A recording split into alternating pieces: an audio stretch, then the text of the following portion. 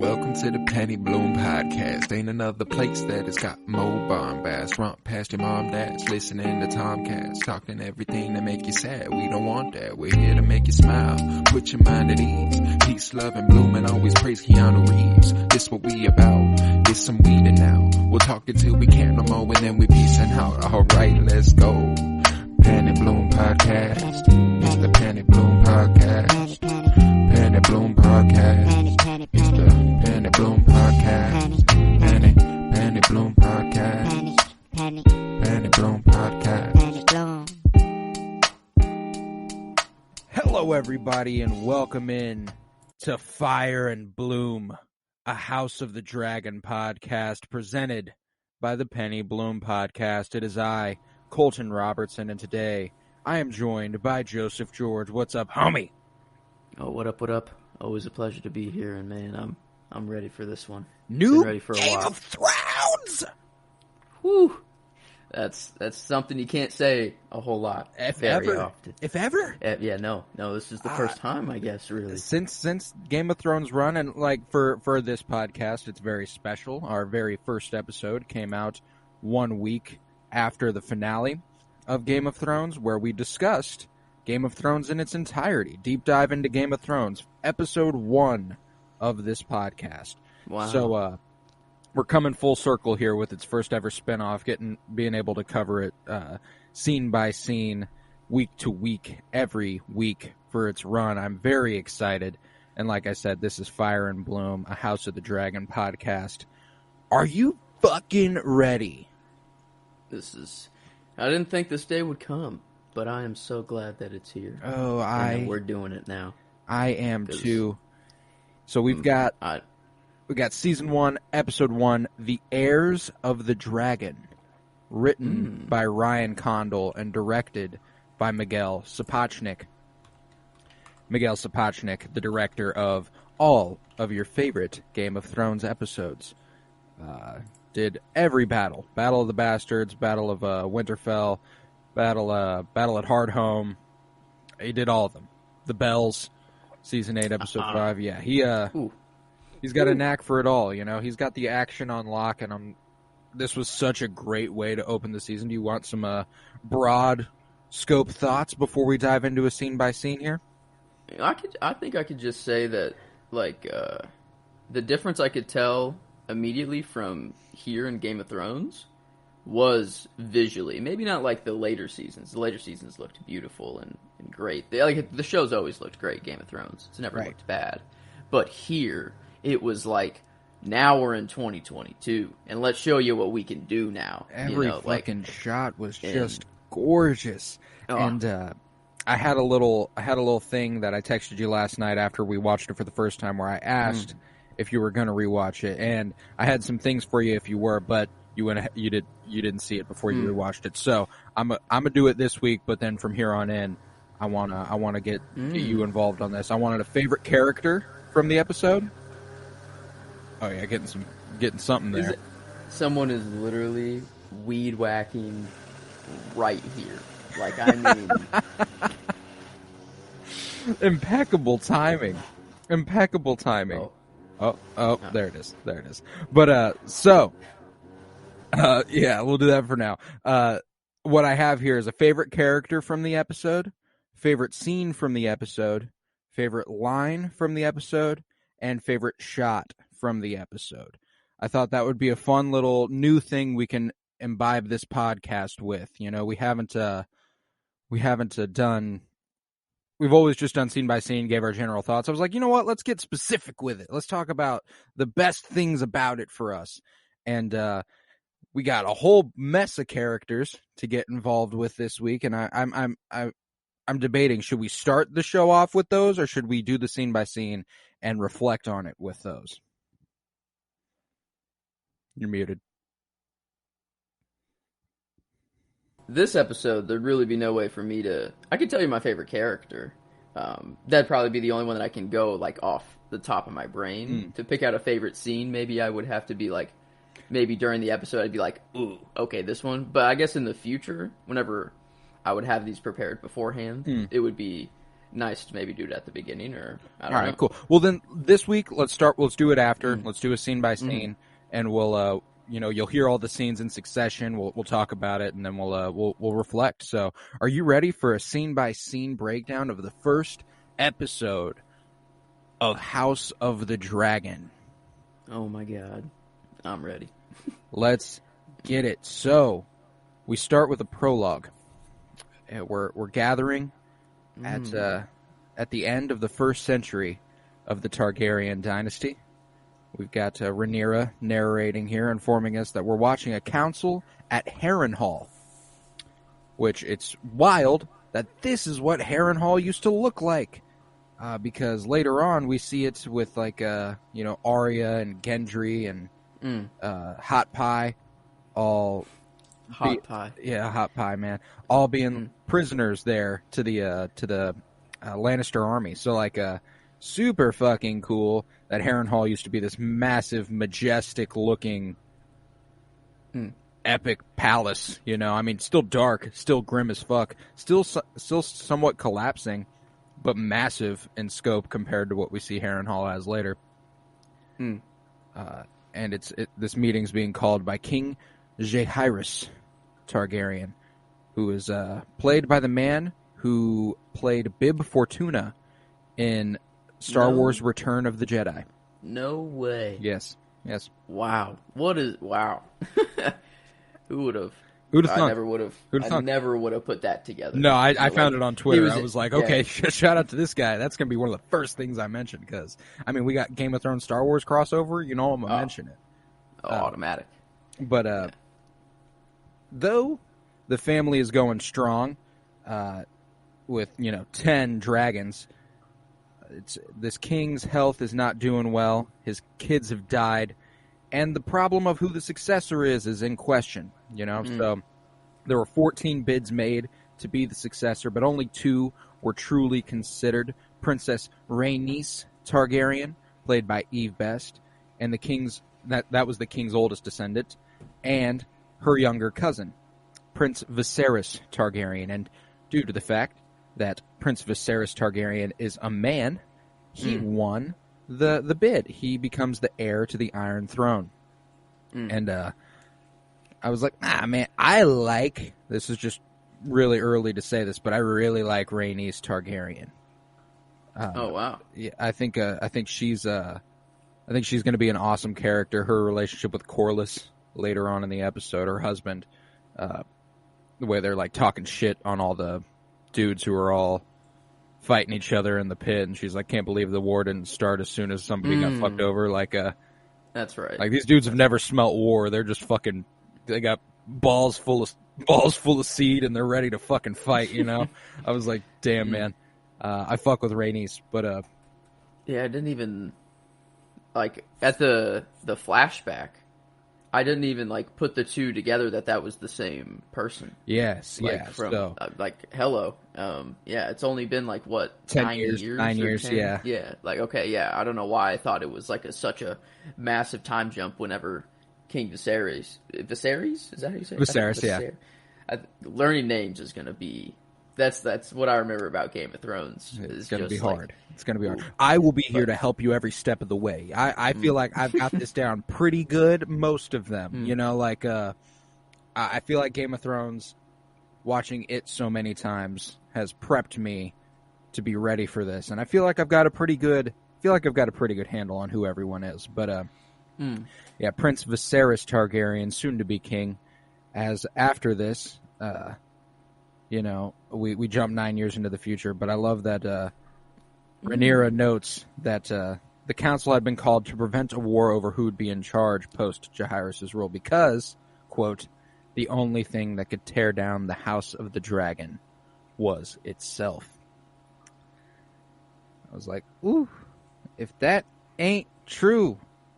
I mean, just a little bit of foreboding, foreshadowing, because not only does Daenerys go ahead and burn this shit down later on, who's the one to kill her?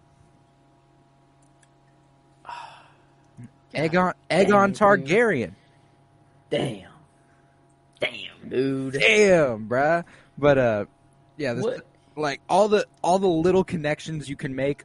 Oh, why the focus? Is that like, does the like Targaryen house like officially come to a close? Like, is it really like that it is over after Daenerys? Because like they focus in the title card, they're like 173 years before blah blah blah blah blah blah, fade all that shit out, before and the then death of the Mad King Aerys and the birth of his daughter, Princess Daenerys Targaryen, and then they fade the rest out, and it's 172 years before Daenerys Targaryen. Yeah, and I was like, is there something more like going on? Like, is there some actual connection to the Game of Thrones story that like this will have, but it like it's only in a way where it like prophesizes what will happen in Game of Thrones, if that makes sense, you know, like because like they literally spoke in like it is called the Song of Ice and Fire, like in like we literally that is like Game of Thrones, so like it's predestined. It's like that's how they're talking about it, it seems, and like I don't like that's what I think like the connection between House of Dragon and Game of Thrones would be. I don't think like it's crucial to know the history of Game of Thrones to understand the House of Dragon show. More out of it, but it'll just be like, oh damn, that frames Game of Thrones. And I also think this was kind of framing it for like the casual Game of Thrones fan who's coming in. And another thing that's important about this podcast with us is neither of us have read Fire and Blood. We don't know what happens in this show. You know what I'm saying? There are people who are coming into this like, can't wait to see this adaptation. You know what I'm saying? And I want people to know who are listening that if we theorize, it is because we have zero fucking clue. We are just having fun with the TV show. We said, fuck the book. We'll get to it later, maybe. Even so, I kind of want to watch House of the Dragon all by itself before knowing anything what's going to happen. But I thought that this little title card, this 172 years before Daenerys Targaryen, was for the casual Game of Thrones fan who thought maybe they would get some crossover. Like, what if Daenerys shows up? What if Jon shows up? What if some of the old characters we know and love show up? 172 years before, we don't got a lot of options, I don't think. My biggest, like, far out there prediction for who could show up would be the Red Woman. That's sick. Because I feel like she is alive. She was fucking ancient when she took that shit off. She like crumbled to dust when she took her amulet off. You know what I'm saying? You think the faceless men, like, age?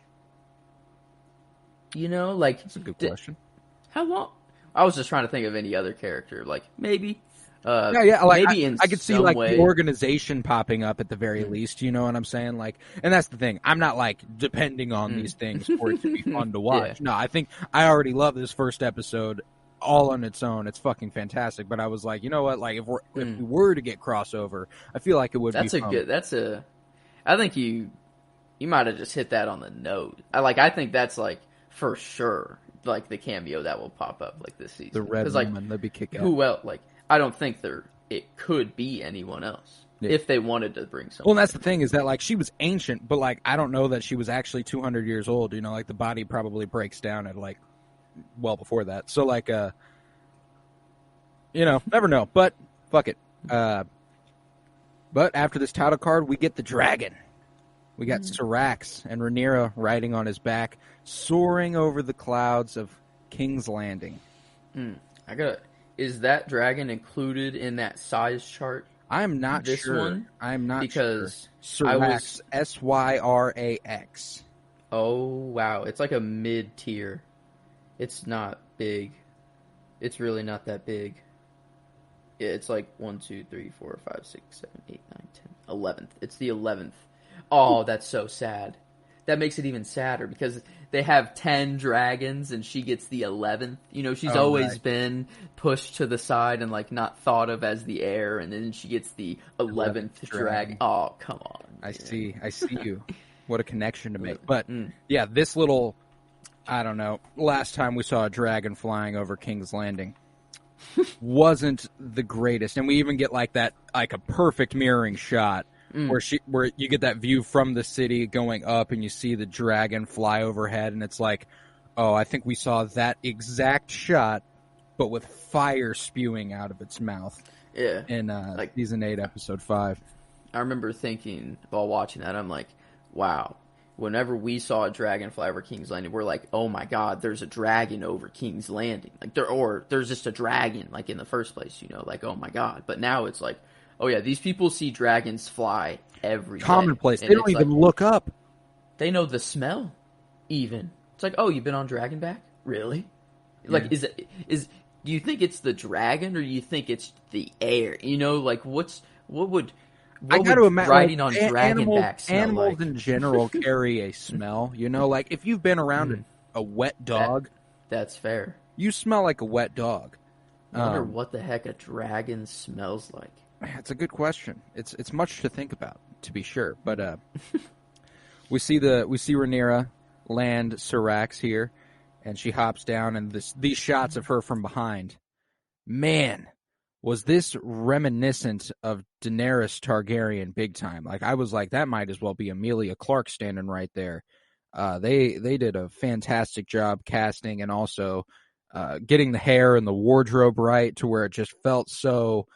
Like, I knew I was looking at an ancestor of Daenerys Targaryen, you know what I'm saying? Which is really, really kick-ass. Yeah, it seems that there's going to just be a lot of, like, she was the first, Daenerys was the last, or, you know, the next, maybe, like, it took from her to Daenerys. Like, maybe they are the singular 2 females that have ever, you know, well, I guess Daenerys kind of. And we'll get to this, but like, I'm intrigued as to what they can even do with this show that will be, like, surprising. Like, because Cersei Lannister was the first woman to ever sit on the Iron Throne. Oh. Now, so she never makes it. Well, and that's the thing, though, is that we've also done this thing with Game of Thrones over and over and over, where history is determined by the victors. There's a chance that Rhaenyra does become queen, and it is simply wiped from existence by the patriarchy that ensues after her. And I wouldn't be shocked if that's the route they go. And how many seasons is this planned for? Is this... The book can carry them 3 to 4 seasons. Interesting. Huh. I didn't even think about, like, Cersei and her storyline. But that totally makes sense if House Lannister would not want people to believe that, you know, the Targaryens were the first to have a female, you know? Even like, so, like, it wouldn't surprise me if fucking one of the next Targaryen descendants was like, fuck it, we can't let them know we had a woman ruler. You know, like, they're notoriously misogynistic in this fantastical time period. That's true. Like, it would not surprise me. So, like, I'm intrigued, you know, like, I don't expect it, but, like, you know, if they do it, I'll be like, oh shit, that's nuts. A whole chapter of this nation's history we had zero inclination of, you know, like, that'd be kind of crazy. But Rhaenyra hops on down off of the top of Syrax and lovingly pets her before bantering with a nearby knight named Sir Harold Westerling. Harold Westerling. I love the Game of Thrones names. You never go wrong here. But and she meets up with her bestie boo, Alicent Hightower, played by Emily Carey. Just bestie boos? Seems to be something there. I don't know why, but my radar is going off with them. I don't know. I mean, it's not like full blown. I'm not like, oh yeah, they're a thing. It's like maybe 40%. You know, they also live in this time period where they're both high royalty and stuff, and like, you're not supposed to be gay according to everything they go about their culture. So like, and Alicent seems to be adamantly following the rules, while Rhaenyra seems like she might be willing to go ahead and make that move if need be. You know, like, because what I was thinking is like, all right, we're getting the first queen here, but what if we would get the first queen and queen? Ooh. Like, I feel like if there is a queen and like she were to become queen, sit on the Iron Throne, whoever would marry her would in turn like really rule. Like, I don't know. Like, I feel like the husband, whoever it was, the people would be like, no, like, you know. Can I spit something at you real quick that might fuck you up?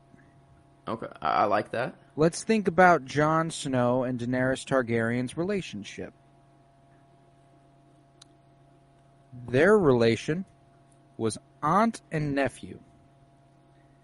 We have an uncle and a niece, and this uncle seems a bit overzealous, if you ask me. I'm frightened. I'm frightened as to the trajectory of that relationship, potentially. Ooh. I mean, if they're going to go with a lot of mirroring and a lot of, you know, that's a connection that you kind of have to make. They don't all have to be good. No, they do not have to all be fun.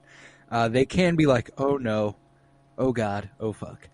I mean, he's definitely starting something. Oh yeah, like Daemon is not, like, I cannot wait. We got to just keep going because we're already 20 minutes into this and we made like 5 minutes into the episode. But these two, Rhaenyra and Alicent, are driven back to the Red Keep where they swing by the Queen's room.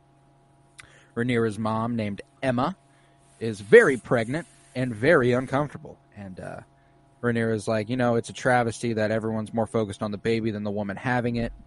And I was like, there's a lot in this episode. It's like, wink, wink, nudge, nudge.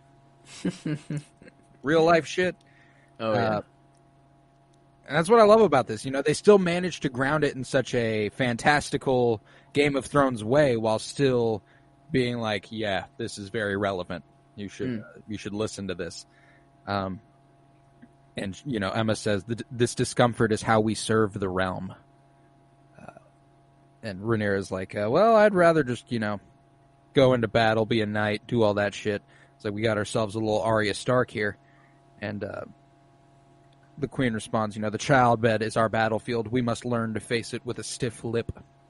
And the childbed does, in fact, become the battlefield later on in this episode. It is one of the more gruesome and hard-to-watch scenes in Game of Thrones history.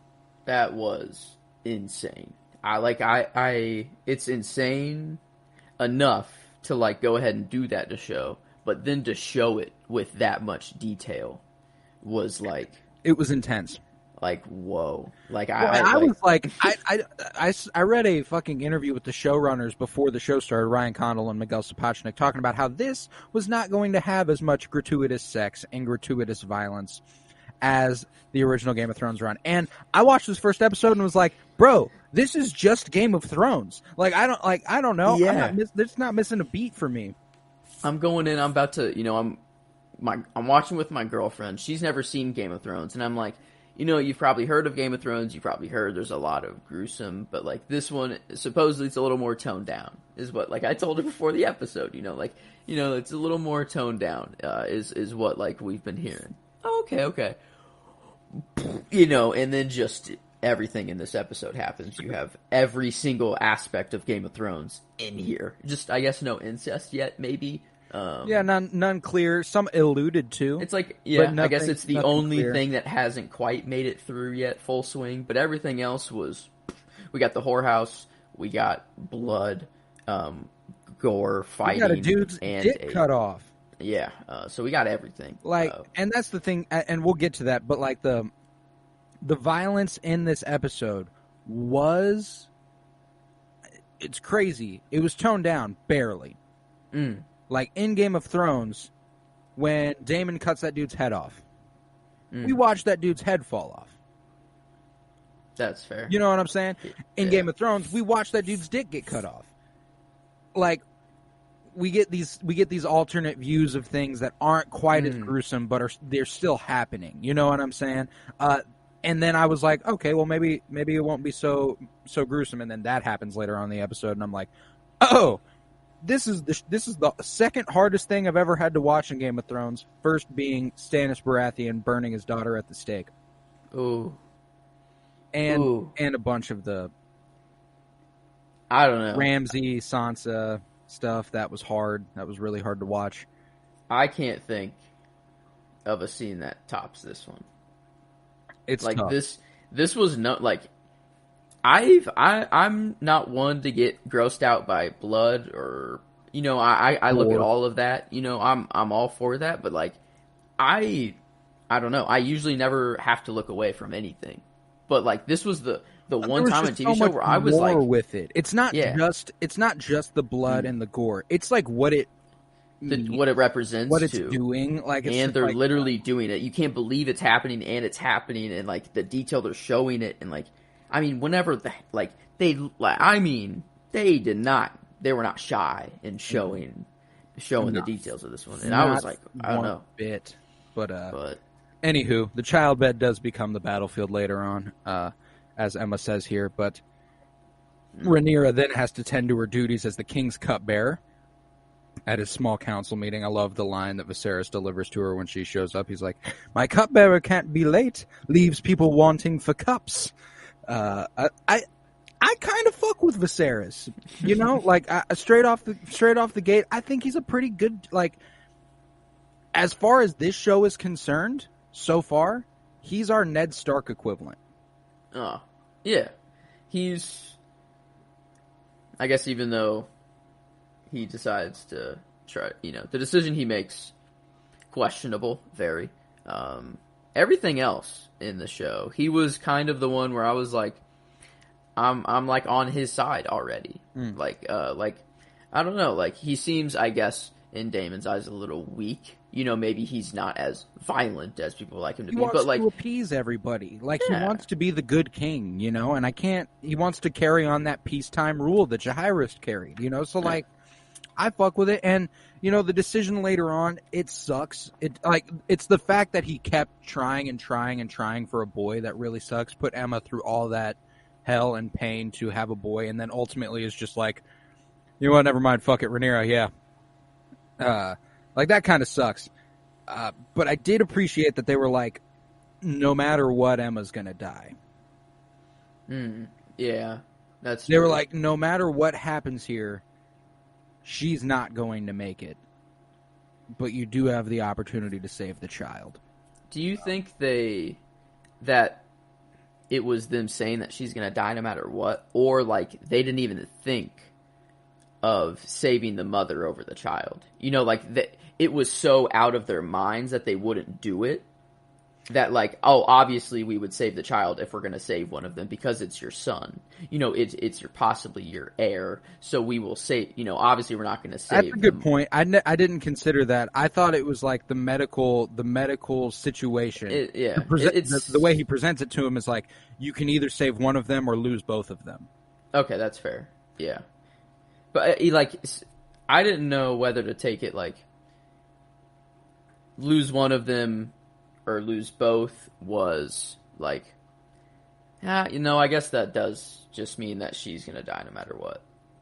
Pretty much, I guess. I'm not a doctor or anything, so like I don't fucking know if that's true. Maybe they were just like, don't worry about it. We got to try and get this air out of her belly. But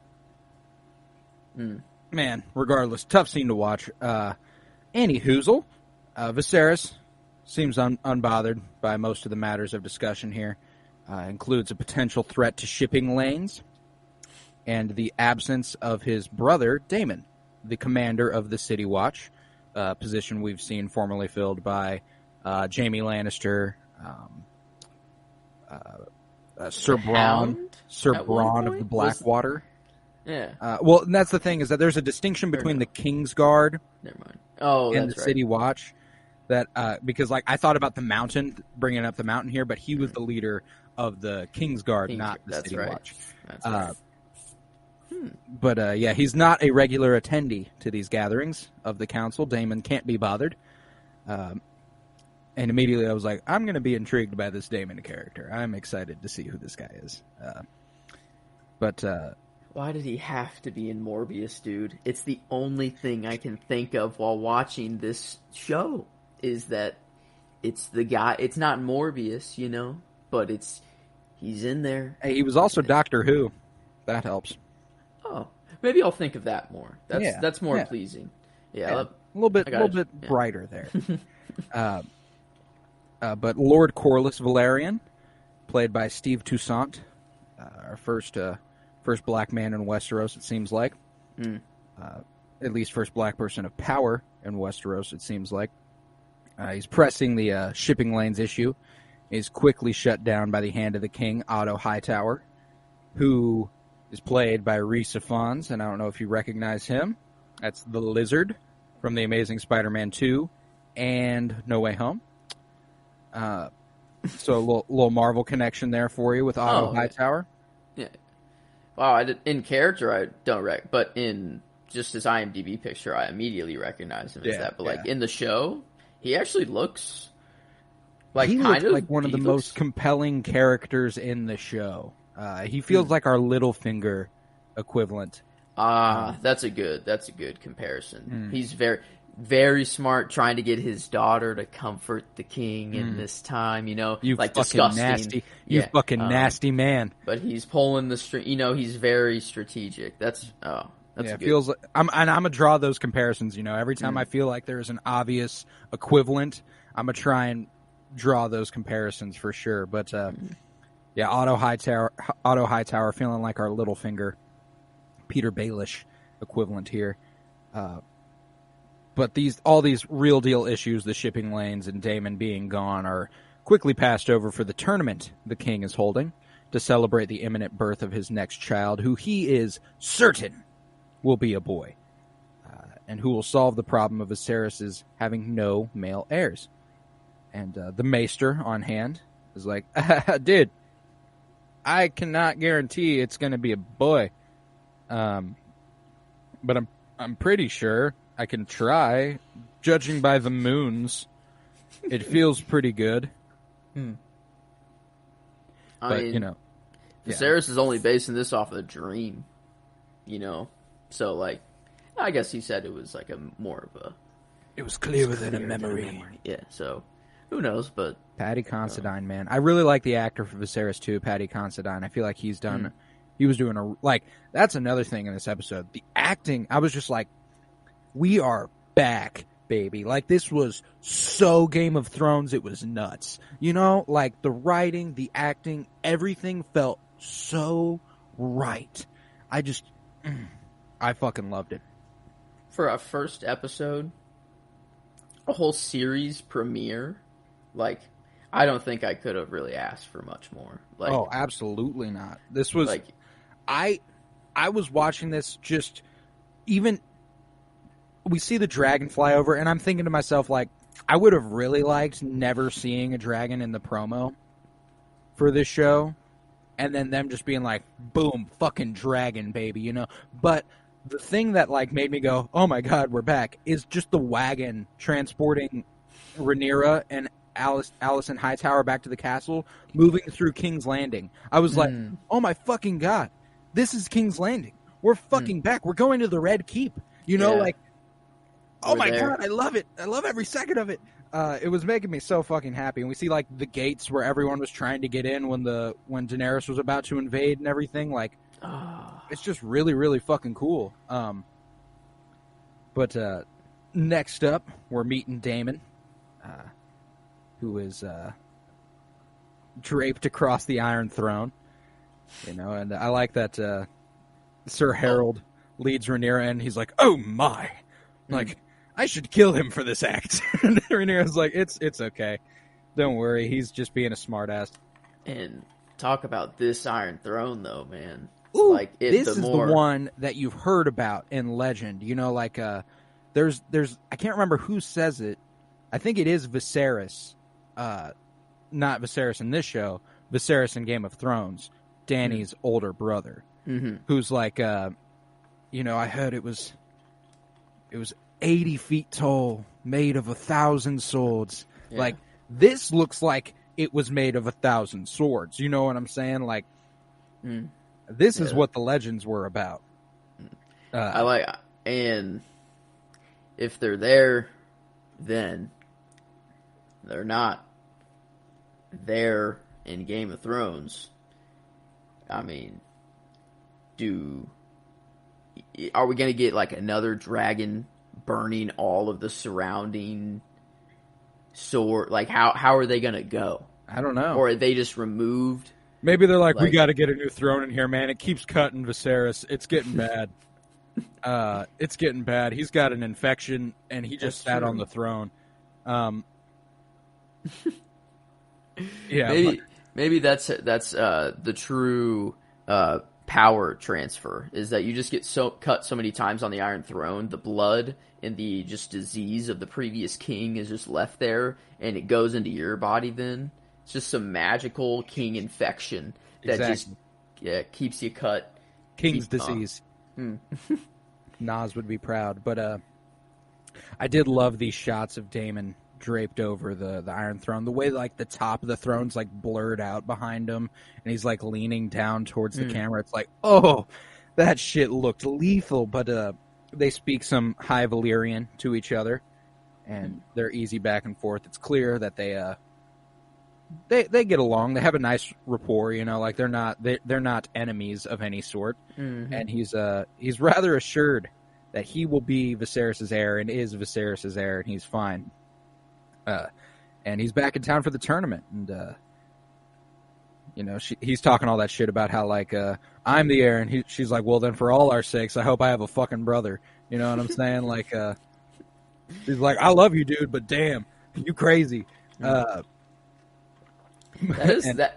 is a big decision. That's like, whoever is king, that's how you live. That's how the world like functions, you know. And like, I don't know, what a crazy time to live. Insane.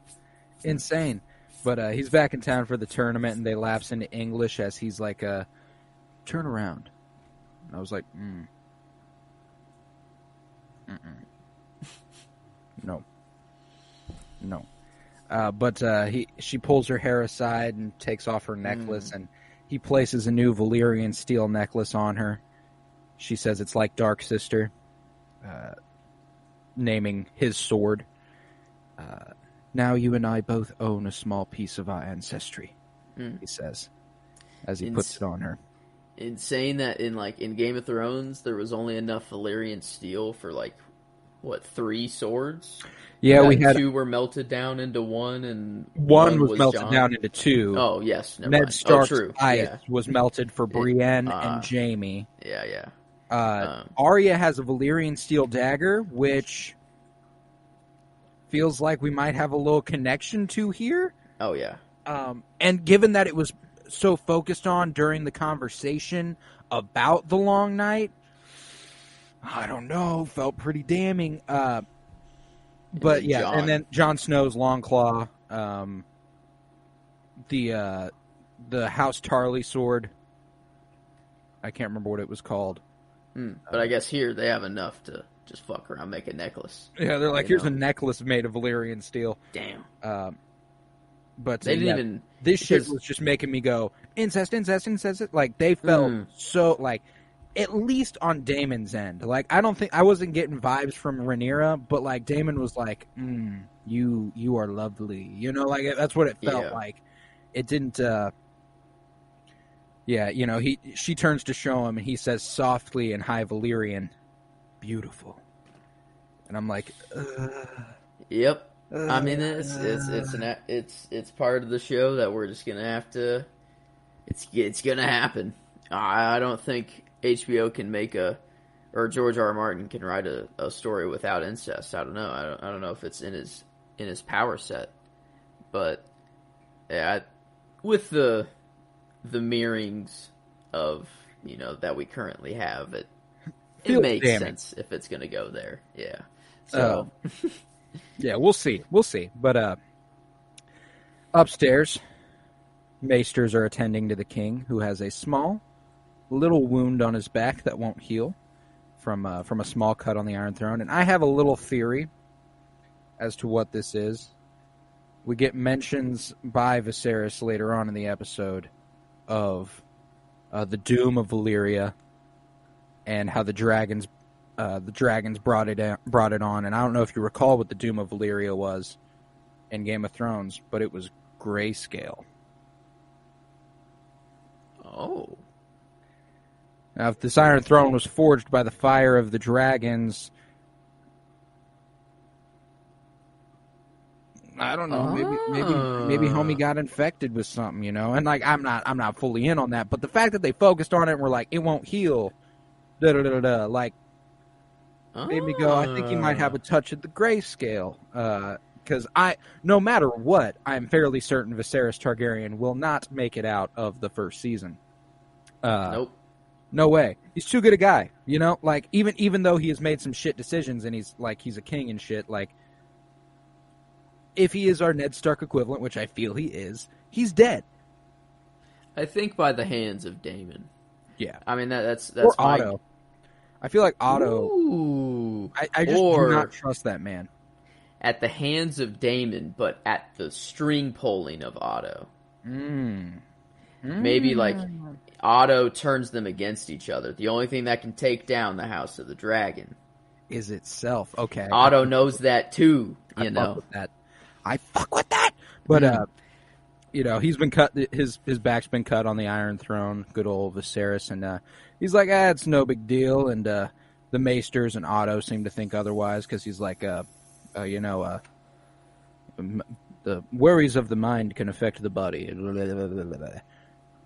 He's real stressed about the pregnancy of Queen Emma, but after the wound is cauterized, which we wonderfully do not have to witness, Viserys goes ahead and visits Queen Emma while she soaks in a tub, and she tries to get comfortable. They're real sweet. They're real affectionate. I thought it was cute, and he still won't let go of the certainty that their unborn kid is a son, thanks to a dream he had about placing his son on the Iron Throne. And she's like, well, your daughter seems to will it that I will have a daughter. She's already named her Visenya. I was like, and he says, this family already has its Visenya. And I was like, is Visenya a figure we should know? Like, cause I didn't really get that line either. Like, I think it was either like, he's like, I don't want another fucking daughter. Like, this family already has a Visenya, you know? Or immediately after she asks a question about Daemon. So, like, maybe Visenya is a Targaryen from eras past who was kind of fucking nutty. And, they're like, this family already has its fucking Visenya, all right? We got Daemon, we're good. Either way, I think it's more the daughter thing. I think it's more like, I don't want another fucking daughter. I better have a goddamn son. But things get a little bit more sorrowful here in the next moments as she tells them that this is their last shot. In the last 10 years, she has had a child die in infancy, 2 stillbirths, 2 miscarriages. That is 5 pregnancies, which is brutal. She says, I've mourned all the dead children I can. Damn. And she has this long to speak up. Like, she would not mourn another child. Yeah. It's very, very devastating. It's the stiff lip until, like, it took this long. Like, I feel like this is kind of the first time she's ever aired this out. Yeah. Like, it's what it feels like, because he's reacting in a way that's like, oh, you've never brought this up before. Like, yeah. He's like, it doesn't fucking matter. I'm the king. I'm gonna have a fucking son. But like, damn, sorry. History is just like this. Like, was a thing. Like, they did this in real life. What was it, fucking King Henry or whatever the fuck that was like murdering his wives because they just would not bear him sons? He murdered like 8 wives or something like that. Like, real fucking shit.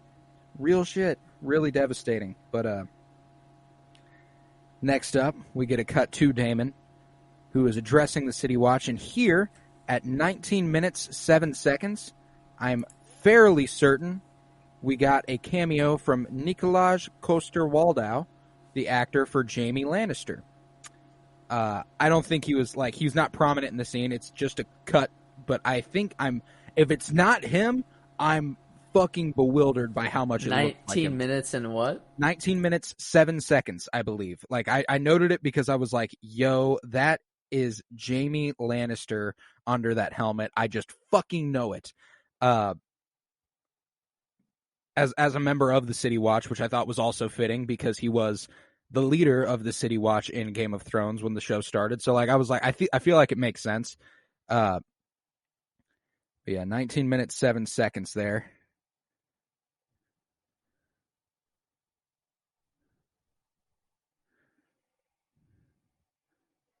You're muted. You're 100% right. I know you can't see it; it's blacked out for you. But it's him. Okay, I thought so. I was like, and that's something Game of Thrones has never been shy of doing, is including little fucking cameos for actors who want to be a part of it and stuff like that, or other famous people. But I liked this little homage to the original Game of Thrones, throwing him in here for just a tiny, tiny cameo, not making a big deal of it, sliding him on in there and just saying, fuck it. You know, like, I thought it was him, and I think it is. I'm going with that as a headcanon. So, absolutely love it. But Daemon's amping up the City Watch, about to set them loose on King's Landing to carry out justice as they see fit. They are hounds. They are dogs. They let out a howl and everything. And he's fucking ready to let them fucking roam. So he opens the gates, and here it goes. All the violence one can handle in Game of Thrones right here, right now. Features the castrating of a man, cutting off a penis of an accused rapist, cutting off the hand of an accused thief, and cutting off the head of an accused murderer. Now, do you think that these were actually people accused of these crimes, or just people used to show as an example of what would happen? I think there's sort of a 50-50 thing going on. Felt kind of like, I don't know, kind of weird that random City Watch members could just look at citizens and go, thief, raper, murderer, you know, like, I don't know. That's why I think they were just like, here's what'll happen if you rape, here's what'll happen if you steal, here's what's going to happen if you murder. Is like the way I kind of took it. It's like these dudes did nothing wrong, but these 3 deaths will do way more to strike fear. These were 3 deaths they showed us. Oh. Ooh. Because I guess this isn't the whole town.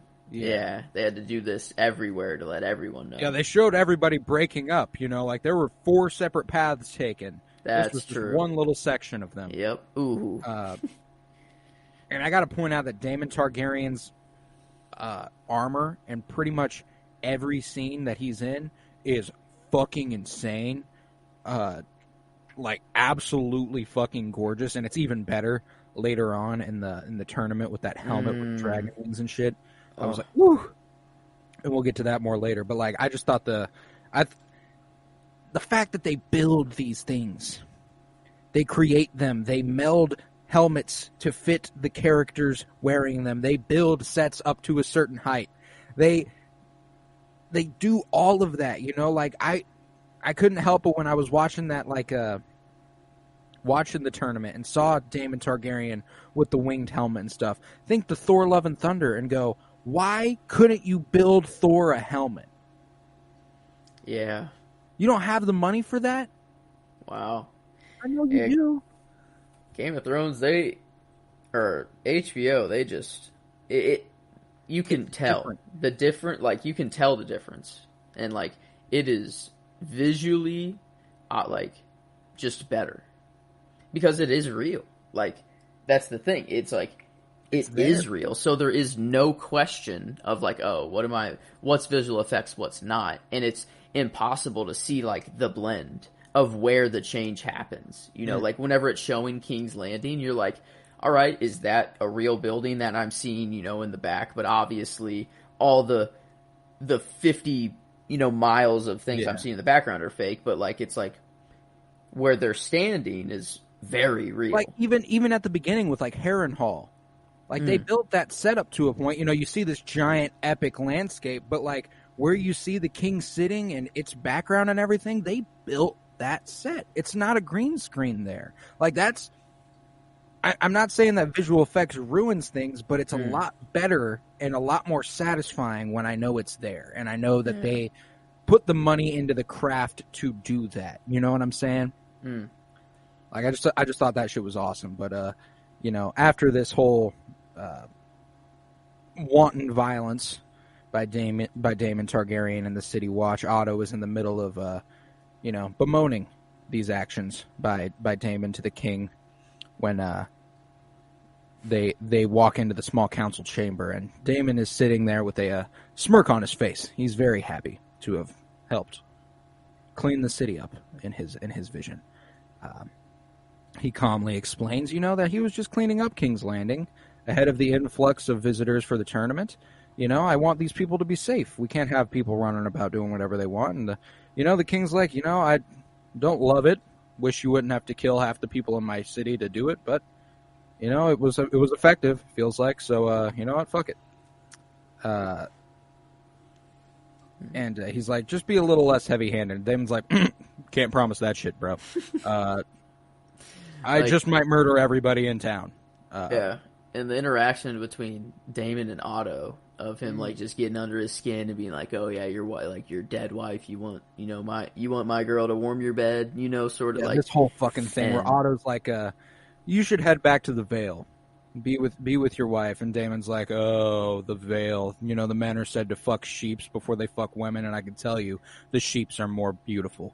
And I was like, "God damn!" And then you know, Daemon's like, "All right, Otto. How about your wife? She's dead." And it's like, what? And then Viserys... Like, that's so out of pocket. And then Viserys is like, yo, Otto, chill out. Yeah. You know, it's not Daemon, chill out. It's Otto like... stands and is like, yo, you just said the most disrespectful shit anyone can say to anyone. And I'm getting reprimanded? He had to really be like... Yeah, Otto had to collect himself so hard right there. He had to be like... This wow. is why it's a good thing guns don't exist in this show. Oh, man. So many more people would die. Exactly. If it just wasn't you had to stab someone or bash their head in to kill them, like, yeah. Everyone would just be dying all over the place, man. Everyone would be at risk every second of the show. Like, infinitely more. Which is hilarious. But you know, Viserys steps in and tells them both to quit it, and Daemon's like, I get it, I'm gonna get the fuck out of here. I'm like, Viserys is a little bit of a pussy. Yeah. Daemon's not supposed to be able to just get up and leave a high council meeting. You know? Like, no. That's when the king goes, sit your bitch ass down. You know what I'm saying? Like, you don't just let someone get up and leave. Like, isn't the point for him to be the first to get up and leave? Yeah, he's the last one to get there and the first one to leave is the king. You know, that's what's supposed to happen, I guess. But, like, I love their little sign-in balls. Yeah, what the fuck is that? I love that. Yeah, just like their way of being like, yeah, I'm here. We're here. I'm in this chair and you can see me, but, like, I'm also, my ball is here, too. Yeah, like, I have no idea why they have them, but I love it. Unless it's like the whatever it's made out of is so precious and like only the people of the High Council have them, you know. So it's kind of like a representation of your position, or something. I think it almost certainly has to be, but like maybe each position has its distinctive marble that like is passed on to the next. You know, like the master of coin passes on to the next master of coin, and so on and so forth. But I got to think that's it, because like otherwise I have no idea what the fuck these things are or why they're here. Yeah, like like there's no like magical thing with them. You think, right? Like they're not gonna be like, I don't know, you know, because there's some magic stuff in the show, but like I feel like this is just a marble. Like it's just a ball. You know, oh yeah, like there is no. I don't think there is a single bit of mysticism behind this marble. It is just a fucking marble that they go, you know what? Yeah, High Council convened. I kind of want to get one for every time I log into the pod now. I kind of do too. I want like a little thing where I could just fits right in. Like I feel like we ought to like look into that and at least get it going for the next 8 weeks, 9 weeks or so. I think that'd be baller. But I can find some. Some. Yeah, we'll figure it out. Regardless, though, Damon after this heads right on over to the brothel where he is being watched. Fucking Missaria. Like everyone is gathering around to watch him have sex, which I'm just like, is it just because he's a Targaryen and he's the prince of the city? Everyone's like, gotta see this shit. Or he tells them to. Yeah, like that's the thing. And regardless, not the best example for them to come and bear witness to, as Missaria seems a little like, what's going on here? Damon's like, motherfucker, I'm about to lose the throne to a baby. I can't get hard. But man, what a show where that can be a storyline. Oh yeah, you know, like I don't know, coming off like Westworld where we're like, yeah, he's gonna save humanity by doing this, blah blah blah. It's like, damn, I might not be king because he might have a son. Damn, I can't even fuck right now. That's like I can't even fuck right now. That's insane. Like that we are talking about that, you know, in the show. I fucking love it though. I fucking love it. But the woman he's with, Missaria, seems to be accustomed to stroking the prince's ego, kind of being like, the king cannot replace you. You know, she croons, hugging him to her chest. You know, they have a strong relationship, it seems, as at the end of the episode, she's the one approaching him while he is with his dragon Caraxes and stuff, and he puts her hand to the dragon and stuff. He's very close with Missaria, much closer to her than his wife back in the Vale.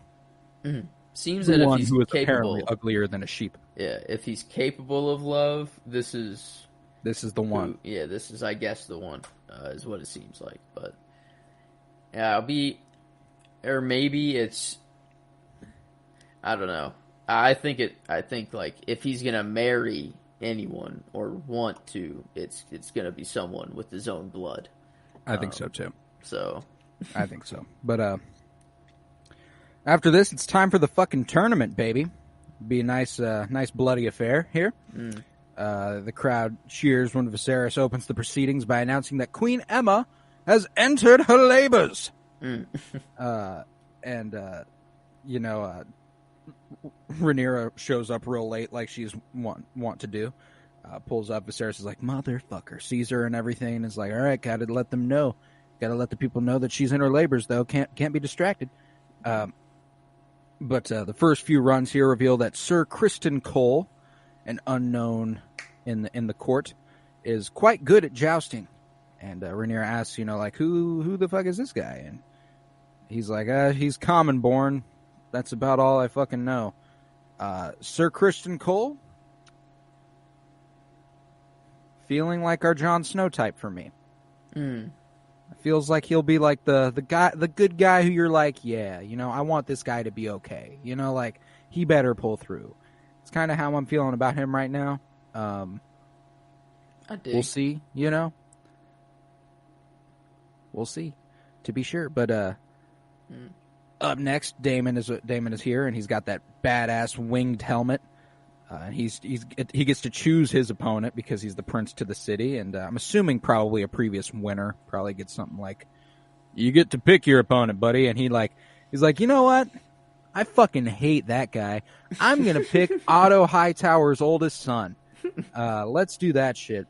And Hightower goes ahead, gets a good hit on him first pass, and Daemon's like, all right, I'm just gonna trip your fucking horse. Which I feel like has to be against the rules. But apparently not. The crowd boos it. Everyone's like, man, are you fucking for real? Like, I guess it's when the horse isn't moving and they think it's dead, but when the horse gets up, they're like, oh, okay, yeah. Like, and that's the thing, nobody wants to see the horses die. Yeah, true, like, if you're going to kill somebody, kill the man on the back of the horse. At least have the decency. Yeah. Yeah, but, he buries staff into the ground in front of the horse. I was like, oh no, if this horse's like fucking leg is broken and someone has to come out and kill this horse, that's the shit that would have happened in Game of Thrones. This horse getting up and walking away is a sign that this is not Game of Thrones. You know what I'm saying? Dang, I didn't think of these differences, but you're right. Like if we were back in Game of Thrones, yeah, this horse probably just gets decapitated. The mountain cut a horse's head off at a tournament, like in the first 2 episodes of Game of Thrones, and it's like, what the fuck? Yeah, that's fair. Man, this is actually toned down a little bit. Not by a lot, but by like a little bit. Yeah. But everyone's like, okay, yeah, I guess. And, you know, this dude Hightower's face is going to be fucked for the rest of the show. Poor dude. You know, like, I know we're going to see him again because he's Otto Hightower's son. So, like, we'll see him again and his face will be all scarred and shit. And this is just how he is now. Like, that shit sucks for him. Too bad. But even more badass of Damien after this is to go on over and ask for the favor of Alicent, Otto Hightower's daughter. And she goes ahead and gives it to her, gives it to him, and her father's like, "You motherfucker." It was just hilarious. He was just trying to cuck Otto Hightower in any way he possibly could. Your wife's dead. I'm gonna injure the fuck out of your son, lifelong injury and scar. And then I'm gonna go over to your daughter and be like, "Yo, give me your smoochy smooch flower," basically, you know, like give me, like, oh man, right in front of you too. Like, man, it was brutal. But as the day goes on, some jousts devolve into some hand-to-hand combat with the crowd cheering the whole time. They're like, "Ooh, not the horse, but yes, rip this guy's face off." And Rhaenys muses to Corlys, her husband, that the young men who are competing have never known war and therefore fight. Like they got to get rid of something quick. Meanwhile, on the grounds before them, a competitor literally has his face bashed in, and a nearby squire vomits as he watches. And this whole sequence was just so chaotic. I was like we watched that dude's face get smashed, we watched the dude vomit, we watched them keep fighting, and I'm just like, oh my god, Game of Thrones is back, baby. Man, I don't know, that was, I didn't realize that, how like very fast that scene moved. It was really like, all right, that dude's dead. All right, yep, that dude's dying now. Oh, and I think it struck like a really awesome balance between like the people who are in the pit and the people who are running this show. You know, like Rhaenys and Corlys are just sitting there talking. Like nothing's like they're talking shit on what's happening, but they're talking like they're at a fucking football game. You know, like these kids, man, they've never known war. They've got balls full of cum. Damn. That is a line that was said if you translate it in today's language. Yeah, it was like she said like something full of seed, and I can't remember what it was, but I was just like, oh man, because like I mean, notoriously that does you know ramp up the old anger on these boys, but eventually Daemon goes up against Sir Criston here, and you know Criston gives him a little bit of a tough time. Pushes him halfway off his ride, and he gets slung down the rail, and then boop falls right on off. And then Damon's like, "Give me my fucking sword, give me my fucking sword." And the guy up top's like, "And now he's wanting hand-to-hand combat. This doesn't end here." And Christian's like, "Fucking bet that. I've got my fucking flail." I was like, that's bold as fuck to come into a fight with someone with a sword with a flail. But Criston, as badass off the horse as he is on it. And Daemon eventually yields, and I was like, okay, Criston Cole. And he then approaches Rhaenyra and asks for her favor, and she tosses him her little flower crown, and you know, he's Dornish, which was of note. That's kind of, yeah, that is kind of cool. I really did. I did quite enjoy that. Hearing like some last names was just really, like Baratheon. Hearing that, hearing Dorne. We like earlier in the episode. I can't believe that this wasn't included in the scene by scene breakdown. But whenever Rhaenyra and Alicent are laying in the field, and or under the God's Wood, and she's laying her head in her lap, and they're going over the histories of Nymeria, Princess Nymeria, who Arya named her direwolf after, Nymeria. And she's like, who did he marry? Or who did she marry? And she's like, who the fuck cares? Fuck the Septa. Blah, blah, blah, blah. And then she just like spits out all the exact right information. She's like, I know all this shit. You ain't got to worry about me, all right? Like, I got this shit. I loved that scene. That was one of my favorites in this episode. But I just needed to harken it back to that because I was I can't believe I didn't include that. But that shit was funny. But we're in a tournament now. Went from a nice Godswood little conversation between two girls to we're bashing people's heads in right now. And we're about to get even worse because the king is called away by a maester who has informed Otto, and then Otto therein informed the king that the baby is in breech, aka feet down position, which is not ideal. Where C-sections are not, commonplace or well performed. This is not a good thing. Eventually, the king is called upon to make a decision: cut Emma open in order to try and save the baby, or lose them both.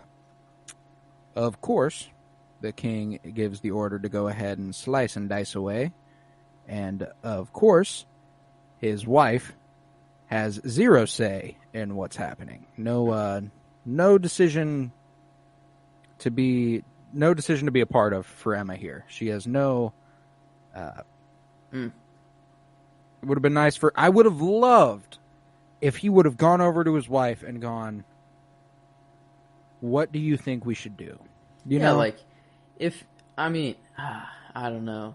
That's because he seemed like where he's like, there comes a time where sometimes the husband has to make an impossible choice, and then he's like, how dare you? He like at first he's like, how dare you? But then he's like, you can save the child. And then he just got like greedy, immediately. Like I really thought like he was gonna be like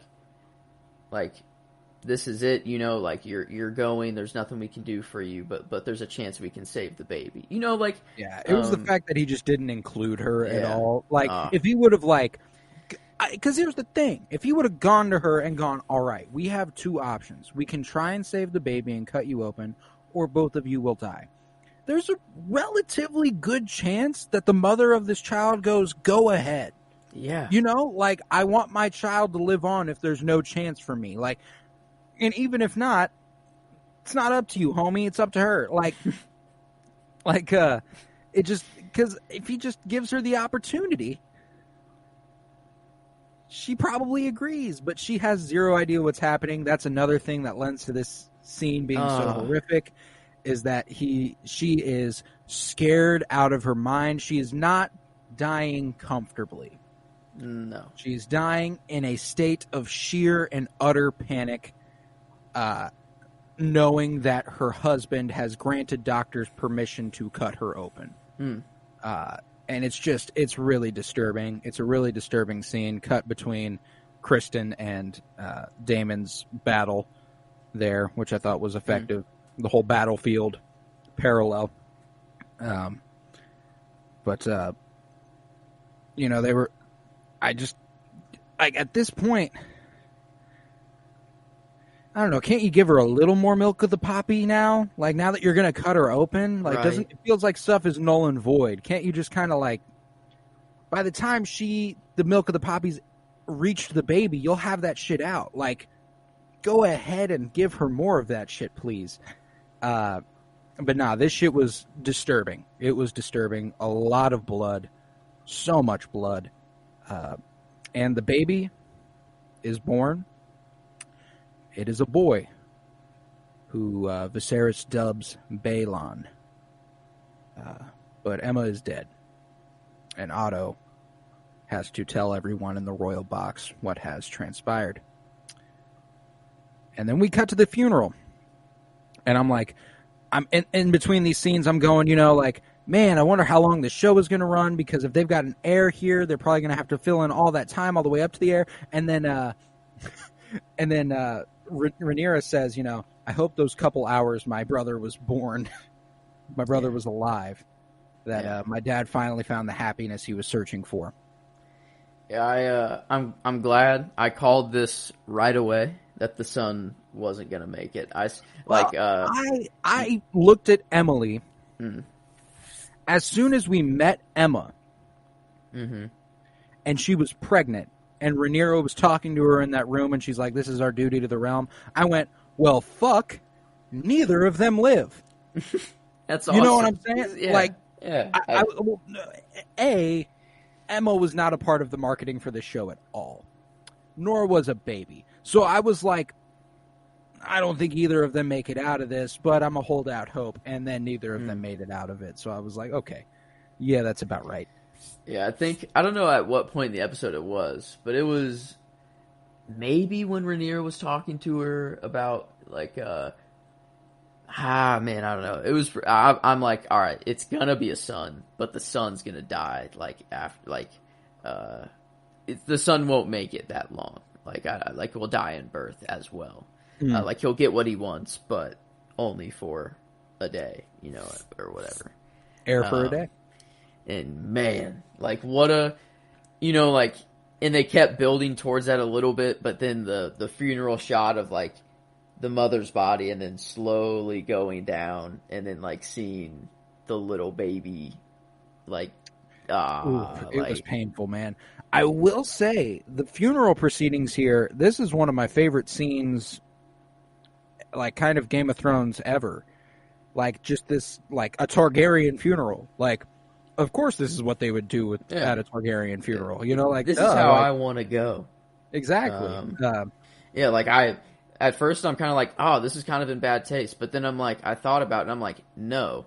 This is probably everything a Targaryen... Yeah, if I could go like this, yes. Like, if Cremate me by dragon let fire, me go please. on record and say, if the technology exists to let me cremate by dragon when I'm dead, please let it happen. Please do that. Yeah.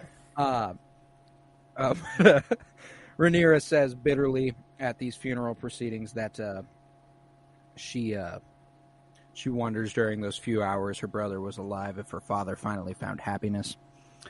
And she says that to Daemon. And this is the first time Daemon actually seems to be a little emotionally human. Kind of there for everybody and kind of like, damn, this sucks. I don't think it's real, obviously, given the next couple scenes, but then choked with tears, she stumbles. And I was like, oh, say it. Please say it, Rhaenyra. Mm-hmm. And then she looks at her father, and then almost angrily is like, Dracarys, just fucking do it. Yeah. I was already tearing up a little bit from, like, just the craziness of the scene. Like, beforehand, we get the mother dying, and then the kid, like, the funeral, and I'm like, oh, like, dang, this is already sad. But, like, the word Dracarys got me to tear up more than the, like, funeral. Like, it just, like, sent it was, like, what sent it kind of, like, it wasn't like I started sobbing, but it was just kind of like, oh, it was like a Dracarys of the series. Like, I remember the first, like, the first Dracarys of Game of Thrones was epic. It was a moment of triumph. It was, oh, fuck, yes, we are here, This is the most sorrowful use of Dracarys yet. I mean, we've had some pretty sad ones with, like, Varys in Season 8 and the burning of, like, Samwell Tarly's dad and brother and stuff like that. Like, but none quite as sorrowful as this, as they burn the bodies of Emma and Balon, the heir, for a day. Yeah, that was tough to watch. But after this, the small council convenes, and Otto's like, "Yeah, I know nobody wants to talk about this, especially you, but it feels necessary that we must determine the succession because the realm will be in chaos if we don't." And Corlys, interestingly enough, is like, "We have an heir. There's an obvious heir. There is no question about it. Shall we say his name? Mm. Daemon Targaryen." And he's like, "I don't exactly love it, but like, what are we gonna do? You know, like." And they debate whether Daemon is a fitting leader, and some argue that Daemon might murder Viserys to assume the rule sooner than later. And Daemon is able to hear all of this. What the fuck kind of construction have you set up if the High Council can be spied on? I guess he's in the High Council, but like he obviously snuck in there. Like no one would have known that he was there. That's my thing. Is that like that means it feels like anyone could have done this. You know what I'm saying? Like, wow. Yeah, this will probably be used quite often, I'd say. Feels like a very useful tool for people who want to go ahead and fuck over the council in some way, somehow, or at least know what's going on. But I like that they're all airing out exactly how they feel about Daemon. Yeah, I don't know, man. I don't fuck with it. It got some of them to be like, "Yo, maybe we do like make it a girl." Like they were like, "Yo, I don't like Daemon that much. Maybe we do make it like the first woman ever." Otto's like, "You know what? What if we could do your firstborn? We could do Rhaenyra." And Lord Strong, this little bitch ass who seems to be a complete non-factor and will never be a factor again, being like, "A woman? We're gonna pick 100 years of tradition." And I love that they made this dude like a really normal looking, like 30-something-year-old man, just like he looks like in real life he would be like, "Ugh, why is She-Hulk the way she is?" You know, shit like that. Yeah. Yeah. But talk about two powerful woman shows going on right now. Hey man, this was one of my favorite weeks for television premieres ever. This was sick. This is one of my favorite weeks for television, period, with the Westworld finale, She-Hulk, and House of the Dragon premiere. Like, that shit's fucking awesome. But finally, after this, Viserys is finally ready to go. Yo! My wife and son are dead! I'm not going to let you pick at their goddamn carcasses. I'm done with this shit.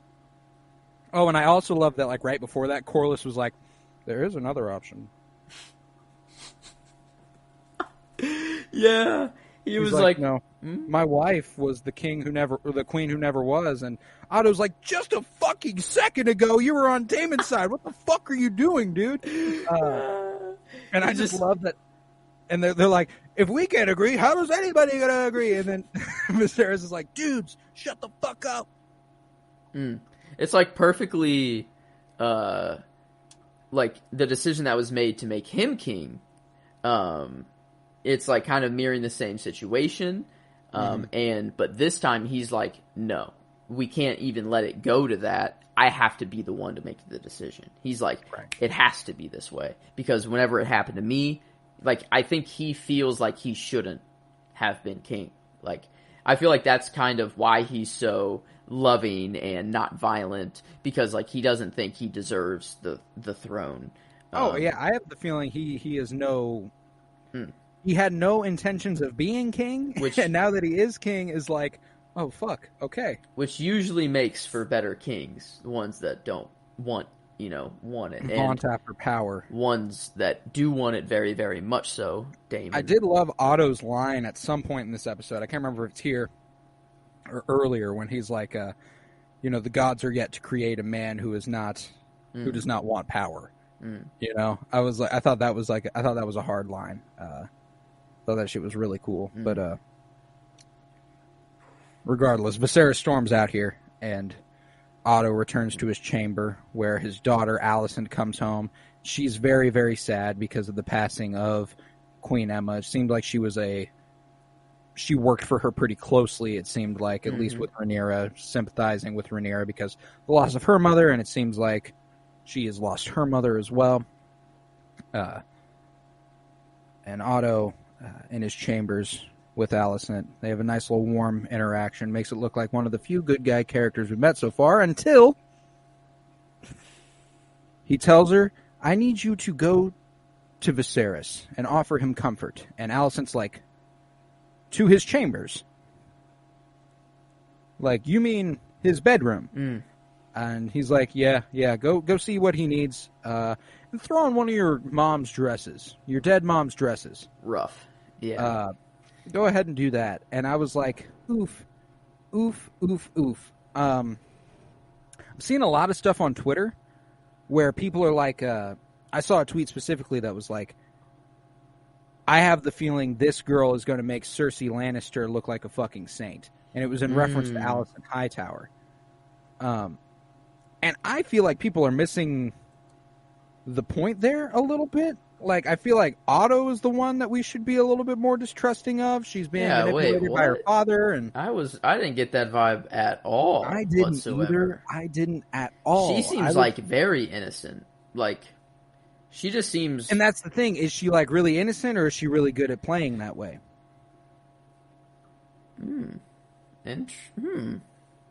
Like, does she have that Hightower blood in her? Because I feel like Otto, certainly not to be trusted. I feel like Alicent probably takes after her dad a great deal. Like, I could see her... I could see her either being like, close. You know what? Yeah, let's conspire to get you on the throne, Dad. That way I'll be princess. Or Otto sees how close Rhaenyra and Alicent, is that how you say it? Yeah. Alicent, how close they are, and then he uses her to manipulate Rhaenyra. Well, I guess she's the heir, and she probably maybe never gets there. I like the idea that the history's wiped. So, like, I like the idea that she'll eventually sit. I like that idea, too. But, like, I can see using Alicent to manipulate. Who does Daemon get the favor of? Oh, shit. If Daemon was to marry a girl like Alicent and father a child with her, would that change the way? Shit. Would that change the way Viserys viewed the succession? How he should consider the heir? You know, like, because if there is a male heir in his line, would he rather do that? I really thought that Alicent was going to get pregnant by Viserys. I'm also considering that. Like, that feels like an even greater possibility. I mean, given this next scene, as she pulls up to Viserys' room, brings a history book, and it seemed a little too familiar. Viserys didn't find this strange. Yeah. That Alicent was visiting him in his room. You know, she sits with him while he works on a giant model of King's Landing that he's carving, which was pretty epic. And she tells him, you know, she's sorry for his loss. But the fact that King Viserys was just like, yeah, come on in. I was like, this is weird already. That this has seemingly... This is not the first time she's happened upon his quarters, you know? Yeah. Theory I'm going to put in place right now. Viserys is going to get Alicent pregnant. It's going to be a boy. It will be. But Daemon won't like that. That's another possible threat to his, well, I guess no, because his wife is now dead, so that would be legitimate. Okay. Yes, okay, wow. Viserys gets Alicent pregnant. It's going to be a son. Daemon seizes the opportunity to kill Viserys and say that child is his and not Viserys. Yeah. Viserys' child. And then that's his claim to the throne, to have it and then pass it on to the heir after that, to have, because he already is a legitimate claim somewhat, over Rhaenyra just because she's a girl. But having another heir already would kind of solidify it, it seems, in this time in history. Yeah, I mean, especially if Viserys dies, because Viserys names Rhaenyra his heir but once he dies, it feels like it's kind of like true. Now I can make a claim for it. It did seem that the people who were saying, "Wow, okay, I guess a leaf blower now. That's fantastic." That's hilarious. But goddamn. Well, I guess I was like the people who were saying yes, I accept your heir. They didn't do it comfortably. They were like, there was only one who felt like, yeah, you know what, sure, and it felt like Corlys Valerian was like, you know what, yeah, I do pledge fealty to you guys because you know what, Rhaenys should have gotten this shit. It's about damn time, like that sort of vibe. And then everyone else, like specifically that Baratheon was like a fucking okay, I guess, and Rickon Stark being like, okay, I guess. There was a lot of that. But yeah, that whole thing where there's a familiarity there between Alicent and Viserys that is a bit alarming, if you ask me. Yeah, there's gonna be something to go on between them for sure. I agree. But we head back to the brothel that Daemon hangs out at, where Mysaria toasts his being the king's sole heir once more. And this is just a giant orgy in this brothel that he is present, watching over. He's like, you know what, I'm going to give a speech. And then a dude who is getting dome is like, everyone shut the fuck up. I was like, this was so Game of Thrones for this dude to just be getting his dick sucked, yelling at everyone like, hey, your prince is about to speak. And he says, I'm not so easily replaced. I've seen my ascendants today. He calls his dead infant nephew the heir for a day, Otto reports to Viserys. And even Rhaenyra is like, oh fuck, that's no good. Yeah, you can't go ahead and say that, especially after Viserys just lost them. Even though Viserys has been pretty chill up to this point, I don't think anyone is chill after you say that about their dead son that they've been wanting for quite some time now.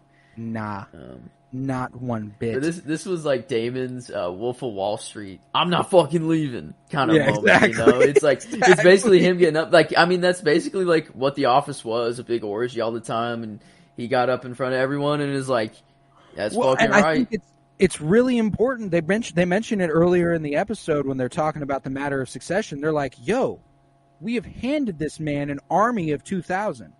They are loyal to him, and he's doing everything he can to keep them loyal to him. He's letting them do whatever the fuck they want, and he's funding it. He has bought a brothel. Yeah. Like he is doing everything he can to keep that City Watch loyal to him, and that's gonna come into play. Oh yeah. Like that's not gonna just, oh, they're actually loyal to the king. No, they fuck with Daemon Targaryen. You know what I'm saying? Yeah. Oh yeah. He's gonna be like, he's gonna say to them, "You want to be the City Watch, or do you want to be the King's Guard?" Yeah. Like, what do you want to do? Do you want to do this for the rest of your life, or do you want to rise up? And then it's. That's all he needs to say to them at this point. He's like, I've given you everything. Let's go. There's going to be a war, or at least a internal war. Oh yes, Targaryen civil war to be sure. I think.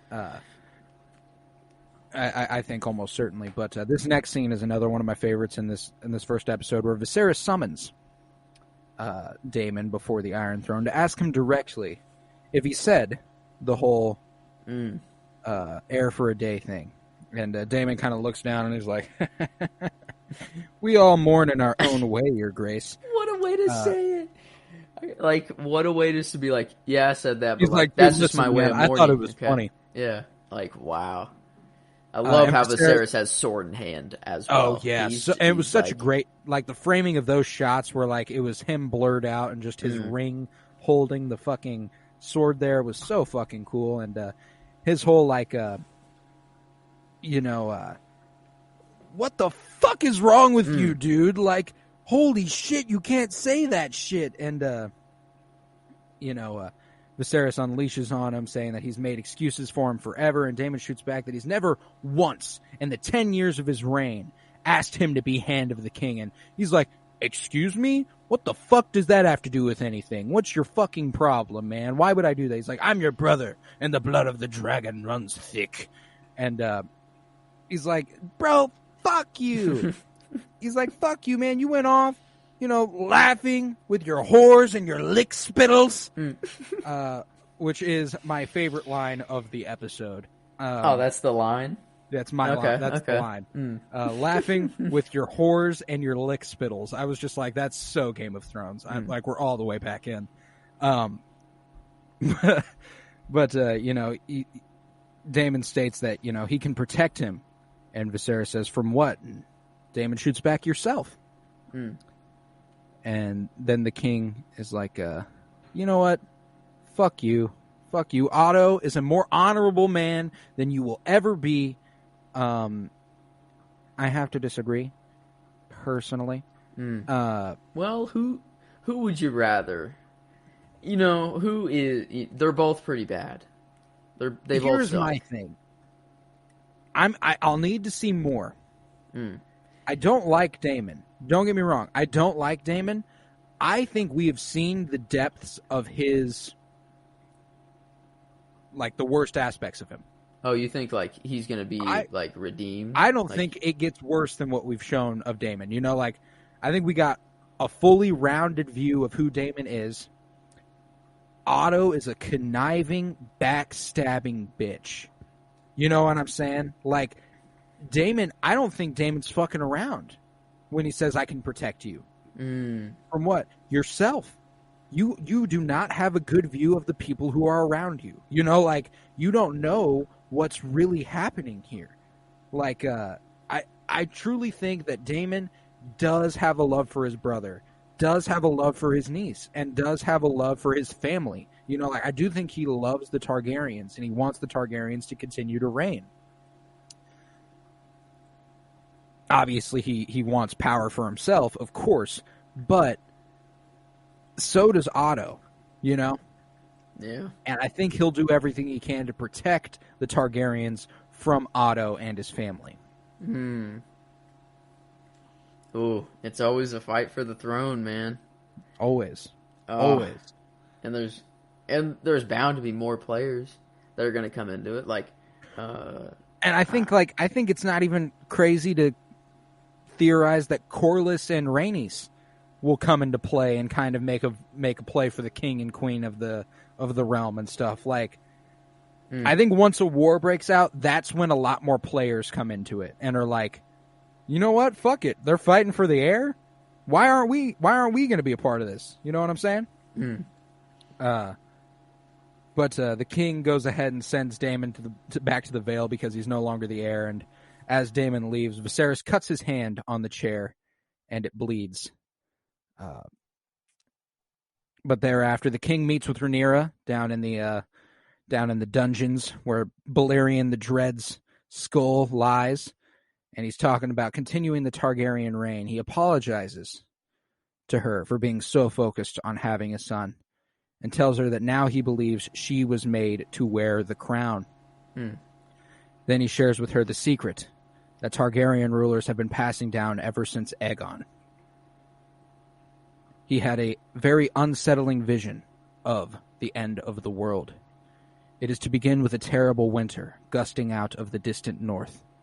Aegon saw darkness riding on those winds, and whatever dwells within will destroy the world of the living. When this great winter comes, Rhaenyra, all of Westeros must stand against it, and if the world of man is to survive, a Targaryen must be seated on the Iron Throne. A king or queen strong enough to unite the realm against the dark. Aegon called this dream the Song of Ice and Fire. And here's the thing for me, bruh. Making the fight against the Night King like an ancestral tie to the Targaryens gives Jon Snow's entire arc a whole new meaning. His name is literally Aegon. He is named after the first Aegon who had this vision. And that's the thing. like Aegon and Aegon, Bran the Builder, Bran. It's always, even though these people are different and like they're not the same, it's like maybe this is just all a loop, sort of. Like I don't know, like. Oh, and the fact that the Targaryens, if still seated on the throne, it would have been taken seriously. The entire realm would have been like, yes, that threat is coming. Let's go fight. That's why because they wiped Robert Baratheon out the history of this, because people would fear, they'd be like, no, we need a Targaryen on the throne. Because what if this happens? Like, every winter, they'd be like, oh, fuck. I guess winter isn't, like, a yearly thing. Yeah, it's not a yearly thing. It happens, every yeah, I guess, so never mind. But, like, I guess the fear would be there, though. They'd be like, well, it can come at any time. Oh, shit? Or, I don't know, like, we need a Targaryen. We can't have a Lannister up there. We can't have a Baratheon, So they were like... Well, I just really loved that little detail because... it also adds a dimension to the reason the Mad King might have been the way he was. It adds a dimension as to why the Targaryens might have been the way they were forever, because there's not just a sense of like wanting to protect everybody and wanting to be there, but defending the throne from any threats, because they have to protect the realm. Obviously, I think the Mad King was fucking nuts. I don't think he had much a good bone in his body, but regardless, must be considered.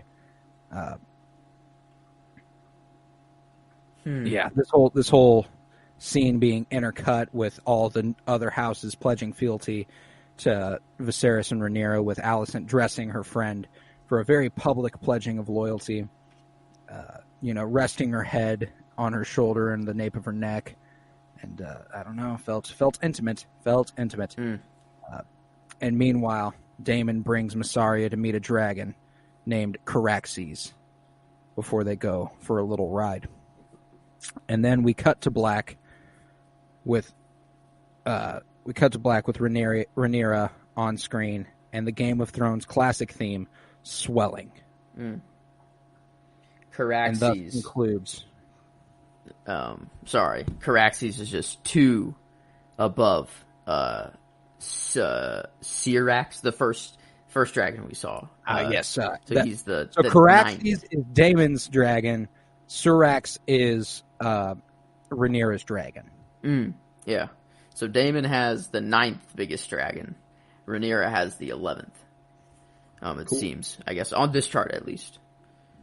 Fascinating. Balerion is the biggie boy. Yeah, Balerion. Yeah. Balerion the Dread. Nothing to fuck with. But with that, we conclude the first episode of The House of the Dragon. I'm going to go through my favorites here. Favorite character of the episode, I got to go Rhaenyra. Yeah, that's a lock. I love Rhaenyra. Straight off, I was so enthralled with this character. Emma Darcy brought it to life so perfectly. I cannot wait to follow this character all the way through the series.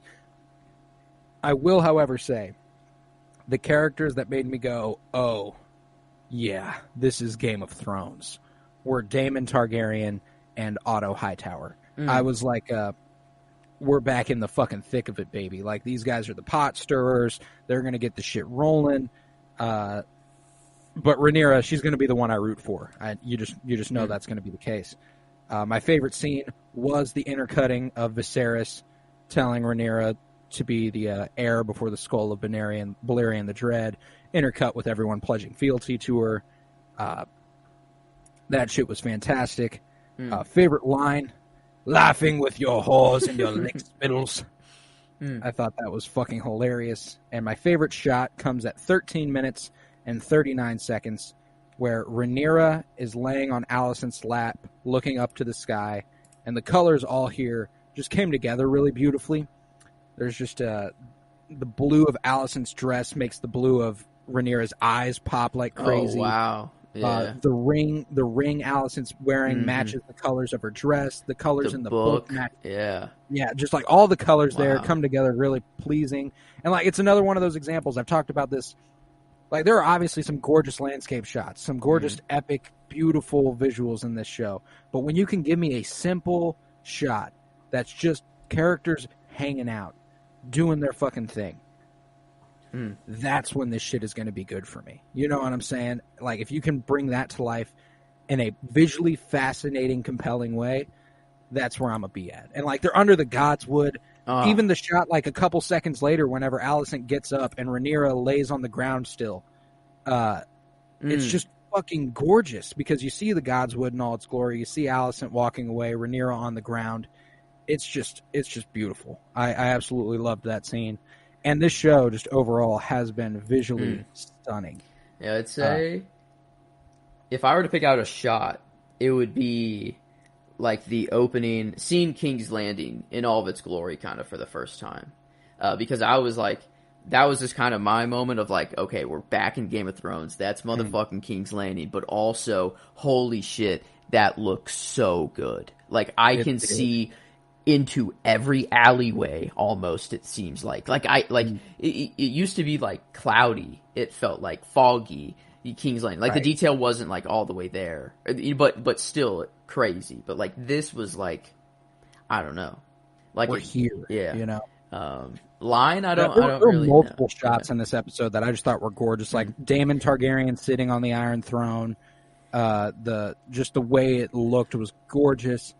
There's a shot of Otto Hightower whenever he's reporting to Viserys that Daemon talked all that shit, where it's just like a silhouette of his face, and the colors are like really cool, and it's just like, ooh, it's just gorgeous. I really, really do love this show already, and you're actually on Andor, not House of the Dragon.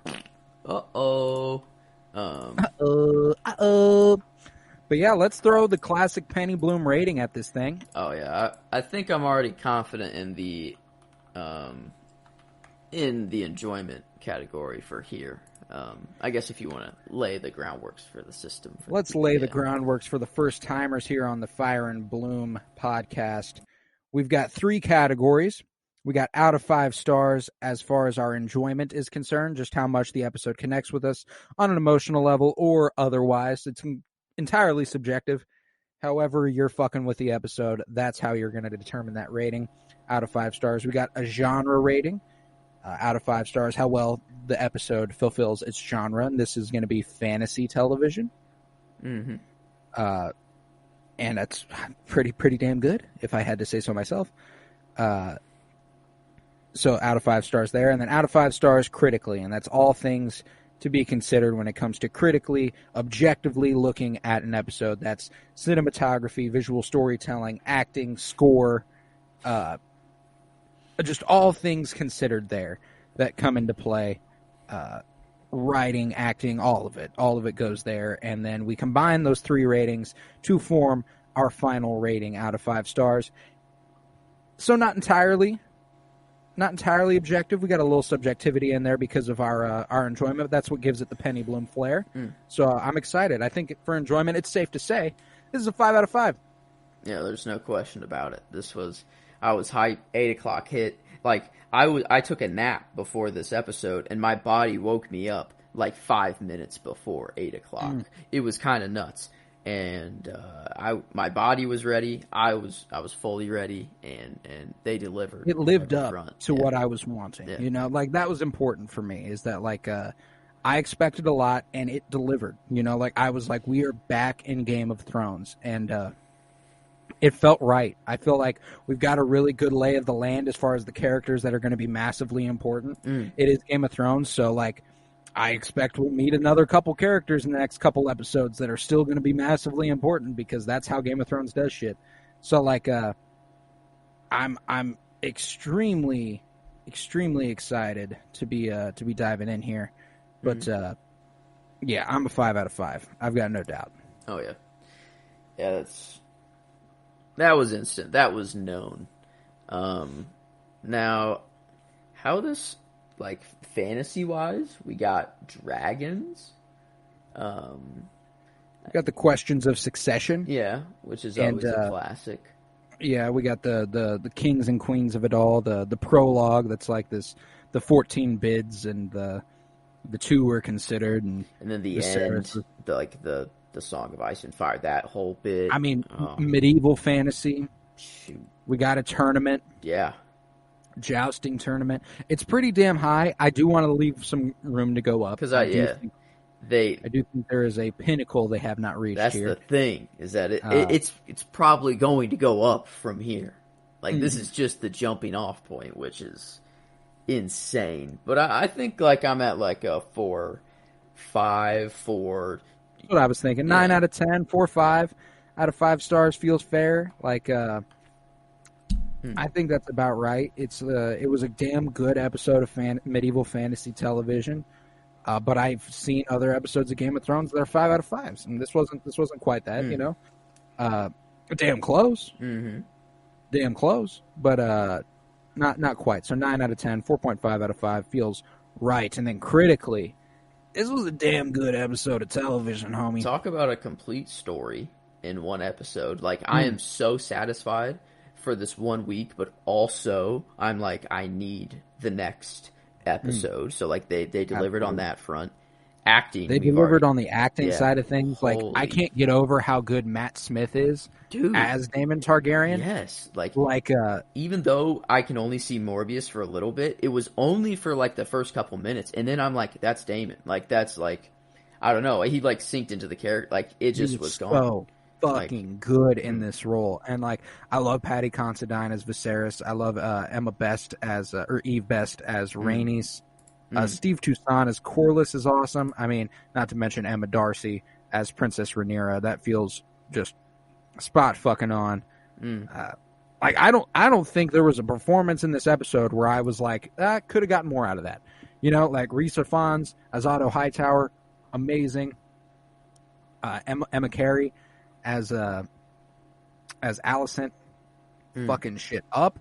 It's just good all around. The writing was really, really good. It was a really great jumping off point for this show. The visuals we've already talked about, just gorgeous. The music swelling at different points was gorgeous. It had the Game of Thrones theme to it a little bit, but also had its own flair where we're in, I'm intrigued because we will get the actual theme song next week, like title sequence. I was wondering, I'm like, is this...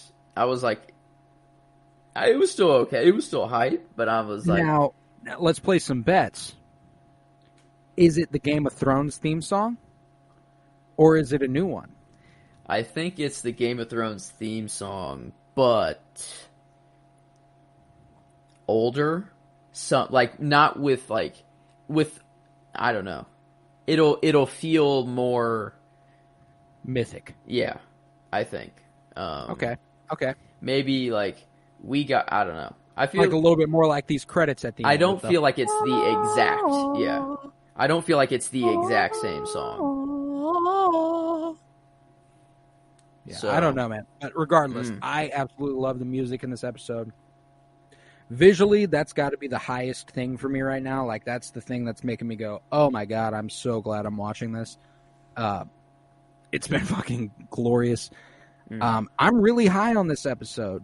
I'm like absurdly high on this episode. This was as good a television premiere as I think we've gotten in recent memory. I'm in that high 4.8, 4.9 range, you know? Yeah, I think I was at like 4.85 was the number I was thinking right off rip, because then I'm like, I think it still can actually get better, and that's we shouldn't base our score kind of off of that. But like I was in between 4.8 and 4.9, and I'm like, well, it's not quite a 4.9, but it's not. 4.8 seems a little low, so I was just going to go in the middle with the 4.85 and see how that goes, because it rounds out the episode to a 4.78, which feels about right. Feels good. Feels good. It was a damn good episode of television, a great premiere. And I feel like it's only going to get better from here on in. So I'm very, very satisfied with this first episode of television. Do we want to top the show off with any predictions? I'm throwing in that Viserys gets Alicent pregnant, and then Daemon kills Viserys and assumes the child for his own. Is what I'm going to throw in there. Okay, I fuck with it. I am going to go with a overarching storyline where Alicent has a tough time determining her loyalties. If she wants to remain loyal to her father and help him in his endeavors, or if her soft spot for Rhaenyra ends up getting the best of her and she goes on her side, you know. I feel like that's kind of the line splitting Alicent right now is Rhaenyra versus her father's interests. Because I think Otto, I just do not trust Otto. I don't trust Otto one bit. He's scummy. He feels icky. Yeah, he's definitely our Littlefinger equivalent. You know, he felt like Varys. He felt like Varys for a while, where it was like, oh, you know, maybe he's looking out for the good of the realm. He's got like his network of spies and shit. He's got his shit going on. But you know who else had that network of spies? You know who else was not looking out for the realm, actually looking out for themselves? Littlefinger. I feel like Otto is just the Littlefinger in this show, but with power already and a name, which is even more dangerous. Yeah.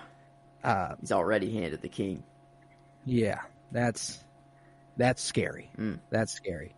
But dude, I'm just fucking ready for the next 9 weeks, man. There it is. The 1 of 10 since like it has begun. Wow. What a time to be a television fan. You're just a fan of I don't know. Fan. You just to be a human right now. It's kind of cool. Pretty epic. Pretty epic. But with that, episode 1, The Heirs of the Dragon, comes to 4.78 out of 5 stars.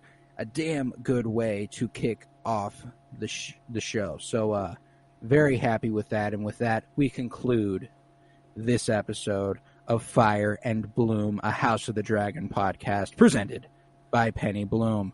If you would, head to patreon.com/CoroBloom, where you'll find over 40 hours of exclusive content, including book reviews, comic book reviews, movie reviews.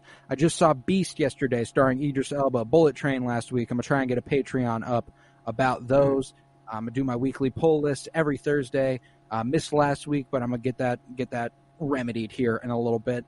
Go ahead and review those books as they came out.